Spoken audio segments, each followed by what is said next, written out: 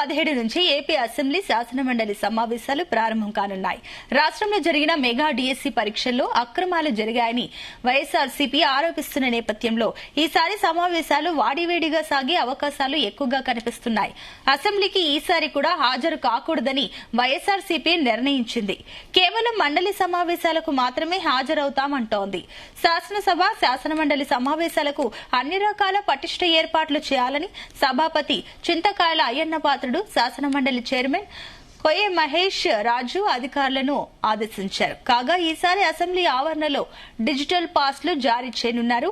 దీని ద్వారా గుర్తింపు కార్డు తప్పనిసరి చేయడంతో పాటుగా ఎంట్రీ, ఎగ్జిట్ పాయింట్ల వద్ద పాసుల స్కానింగ్ అనంతరమే ఎవరైనా అనుమతిస్తారు.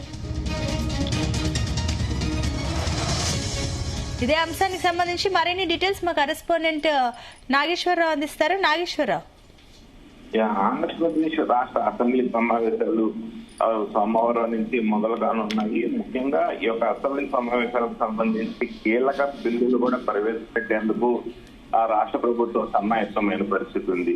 అలాగే ముఖ్యంగా ఈ యొక్క అసెంబ్లీ సమావేశాలకు సంబంధించి ఆంధ్రప్రదేశ్ శాసనసభ అలాగే ఆంధ్రప్రదేశ్ శాసన మండలి రెండు సమావేశాలు కూడా ఒకటి 10 గంటలు, అసెంబ్లీ సమావేశాలు 10 గంటలకి 9 గంటలకి, అలాగే శాసనసభ అసెంబ్లీ సమావేశాలు 9 గంటలకి, శాసనమండలి సమావేశాలు 10 గంటలకి మొదలు కానున్నాయి. అలాగే ఈ యొక్క అసెంబ్లీలో డిఎస్సి పరీక్షలో జరిగిన అక్రమాలపై నిజాన్ని అసెంబ్లీలో దిగ్గు తెలుసుకుంటాం, శాసనమండలిలో దిగ్గు తెలుసుకుంటామంటూ కూడా వైసీపీ ఇప్పటికే చెప్పిన పరిస్థితి ఉంది. దీనికి సంబంధించి సన్నాహాలు చేస్తున్న పరిస్థితి. అలాగే ఈ యొక్క అసెంబ్లీ సమావేశాలకు సంబంధించి రాష్ట్ర ప్రభుత్వం కీలక బిల్లులు, అలాగే రాజధాని ప్రాంతం అభివృద్ధికి సంబంధించిన కీలక బిల్లులు కూడా కొన్ని ప్రవేశపెడుతున్న పరిస్థితి.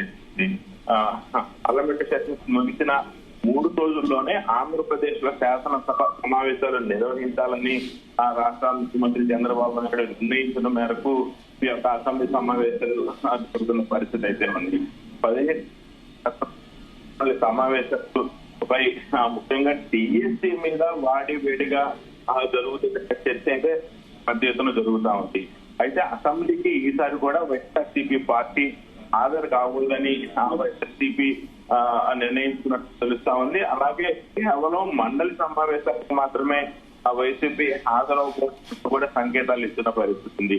శాసన మండలి అలాగే శాసనసభ సమావేశాలకు అన్ని రకాల పటిష్ట ఏర్పాట్లు చేయాలని కూడా శాసన స్పీకర్ చింతకాయల అయ్యన్న పాత్రుడు ఇప్పటికే అధికారులకు సూచించిన పరిస్థితి ఉంది.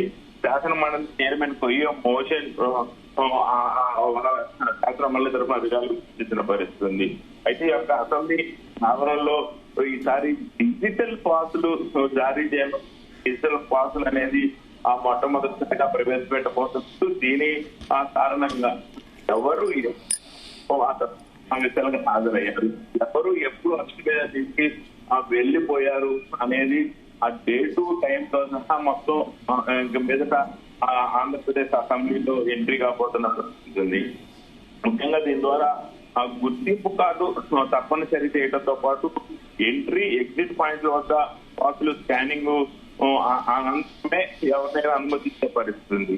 అయితే ఈసారి ఎన్ని రోజులు సమావేశాలు నిర్వహించాలి, అలాగే అసెంబ్లీ సమావేశాలు నిర్వహిస్తున్న అసలు సమావేశాలు నిర్వహిస్తున్న ఆ ప్రాంతంలో అక్కడ భద్రతా చర్యల ఏర్పాట్లు కానీ అయితే ముఖ్యంగా ఈసారి ఎన్ని రోజులు అసెంబ్లీ సమావేశాలు నిర్వహించారు అనేది ఎల్లుండి జరిగే బిఎస్సి సమావేశంలో కూడా ఆ నిర్ణయం తీసుకునే అవకాశం ఉంది. ముఖ్యంగా 4 రోజుల పాటు అసెంబ్లీ సమావేశాలు పెడతారా, లేకపోతే బిఎస్సి సమావేశంలో ఈ యొక్క రోజులు పెంచుతారనేది అయితే తెలియాల్సింది. సభలో మెజార్టీ ఉన్న నేపథ్యంలో సభలో ప్రవేశపెట్టే ఏ బిల్లులు అయినా సరే కొన్ని కీలక బిల్లులు ఈసారి రాష్ట్ర ప్రభుత్వం పాస్ చేయాలని చూస్తా ఉంది. అందుకే ఆ మెజార్టీ ఉన్న నేపథ్యంలో అసెంబ్లీ సమావేశంలో ఎన్ని బిల్లులు అయితే ప్రవేశపెడుతున్నారో ఆ ప్రతి ఒక్క బిల్లు కూడా సమావేశంలో ఈసారి పాస్ అయ్యే పరిస్థితి ఉంది. ముఖ్యంగా ఈ యొక్క అసెంబ్లీ సమావేశాలకు సంబంధించి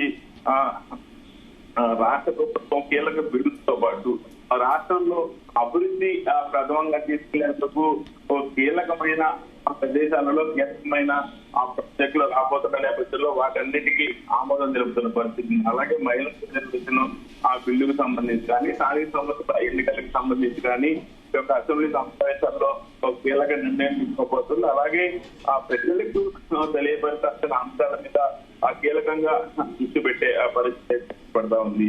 ముఖ్యంగా ఈ యొక్క అసెంబ్లీ కీలక బిల్లు ఇప్పటికే రాష్ట్ర ప్రభుత్వం నిర్ణయం తీసుకొని వాటిని పూర్తి చేసే పరిస్థితులు మరొక వచ్చిన అవస్థలో ఏమైతే మాకు వచ్చిన అవస్థలు ఏ ఎమ్మెల్యేలు ఎవరెవరు మాట్లాడలేదు ఇప్పటికే సమాచారం ఇప్పుడు ఆ పరిస్థితి ఉంది. Right, thank you Nageswararao.